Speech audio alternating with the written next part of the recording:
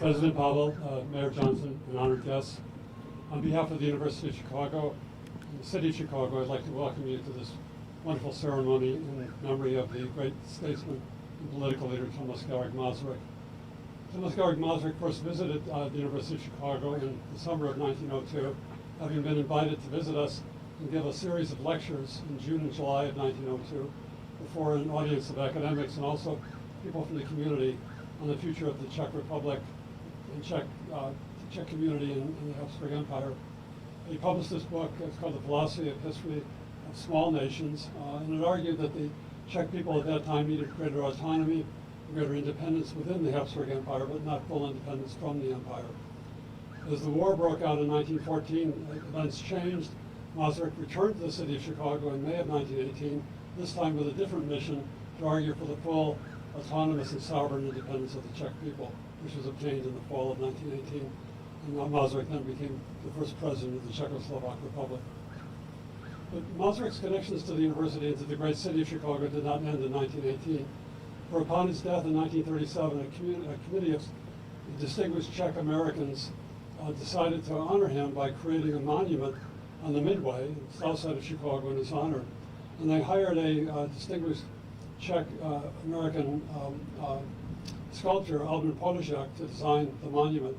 Polešák began the work in 1941, but unfortunately the shortage of materials because of World War II prevented its completion. It was not completed until 1949. It was not dedicated until 1955.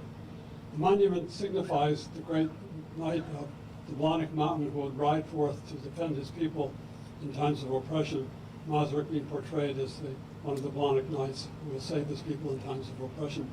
And of course the symbolism is quite stunning because when it was dedicated in it was designed in 1941, it was a monument to honor Masaryk, but also to call for the freedom of the Czech people against Nazi oppression that had taken place in 1938 and 39.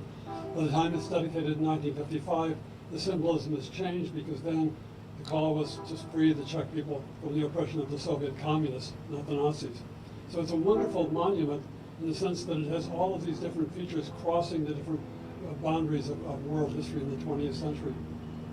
Masaryk was a wonderful and very effective politician. He was also an effective intellectual. He was an ardent nationalist, but he was also an ardent cosmopolitan and an ardent Europeanist. He was a man of Prague, but also a man of Vienna. He was trained in Vienna, grew up as an intellectual and politician in Vienna, and returned to Prague and prospered greatly to become the leader of his people.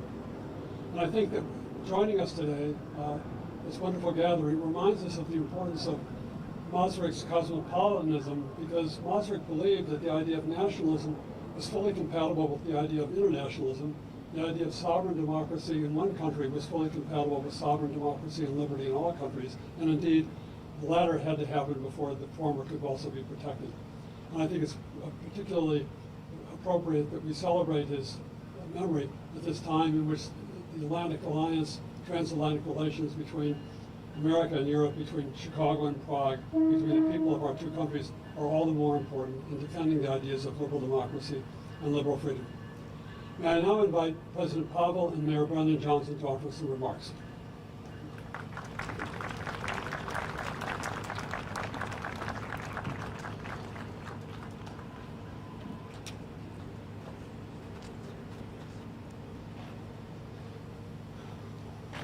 Mr. Dean, Mr. Mayor, ladies and gentlemen, distinguished guests, it's a great honor to be here today, and I really feel privileged to go in the footsteps of prominent politicians of our history, such as Tomáš Garrigue Masaryk or Václav Havel.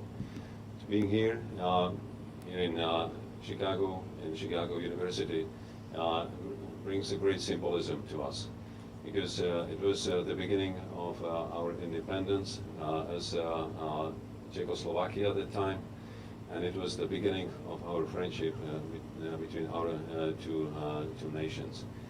The history brought us ups and downs, but where we are now, we are partners again. We are allies within NATO, and we are also sharing the same security concerns.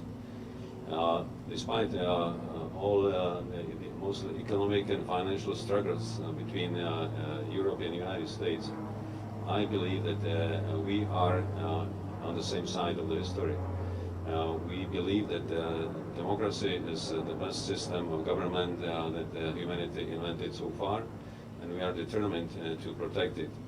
And this system is again under pressure and under attack from a number of countries, especially from different authoritarian regimes. So in fact, today we're coming back to the basics to protect the very foundations of our systems, to protect the values for which Masaryk and Havel were fighting for. And I'm happy to be here and to commemorate this moment with you. Thank you very much.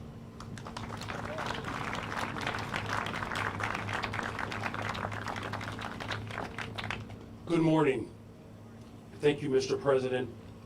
We are grateful for your attendance as well as your position, not just in your respective country, but your position around the globe, to make sure that we are securing our democracy and the fundamental rights for humanity and for all of us to exist together as co-equals and partners in our overall struggle for justice. I'm grateful that President Pavel is here, as well as the strong connection between his leadership and what we are building here in Chicago. You know, Chicago's Czech community is a very profound group of people who have an incredible storied history here in our tremendous city. The city of Chicago appreciates our very strong working relationship with the Consul General, the Czech Republic, but I also want to thank the entire consulate team for working with us. We also have a very strong working relationship with the Czech Republic as a whole, because we have two strong, very sister cities. Our city and Prague have been sister cities since 1990. You know, in closing, it's important in this moment for us to have a deeper reflection on what our collective responsibilities have to be. And Chicago and to the Czech community, we have a strong connection because one of the most consequential mayors that we've ever had in the history of this city was Anton Cermak. And for those of you who may not be aware of Anton Cermak's position as not just the first and only immigrant to serve as mayor of the city of Chicago, it's what he stood for. And Mayor Cermak organized with black leaders to build a coalition of a pro-immigrant and a pro-black and a pro-justice agenda, where groups from around the city, black, brown, white, Asian, young, old, the multicultural, intergenerational movement that led to his leadership is where I still find my strength. And even in the community of Pilsen, which was named after a very influential city, Pilsen in your country, these connections are strong. William Dawson, who stood alongside of Anton Cermak, eventually became the congressional leader of the 1st District and became arguably one of the most powerful leaders in the country through his alignment with Mayor Cermak. And that congressional seat was held by the first black mayor in the history of Chicago, Harold Washington. That seat was held by a laborer, Charlie Hayes. That seat is now was also held by a former Black Panther Party member, Bobby Rush. That seat is now held by Jonathan Jackson, who is the son of the civil rights icon, Reverend Jesse Jackson. Mr. President, our storied history of our respective communities have been not just a shining example for this city, but it's an example for the world. A pro-immigrant, a pro-liberation agenda, where no matter who you are, who you love, we get to protect our democracy. And so with that, on behalf of the city of Chicago, we have declared September 21st to 28, 2024, Czech Heritage Week in the city of Chicago, encouraging all Chicagoans to continue to celebrate all of the valuable contributions of the Czech community, which is very much a part of what I call the soul of Chicago. This is for you, Mr. President. Thank you.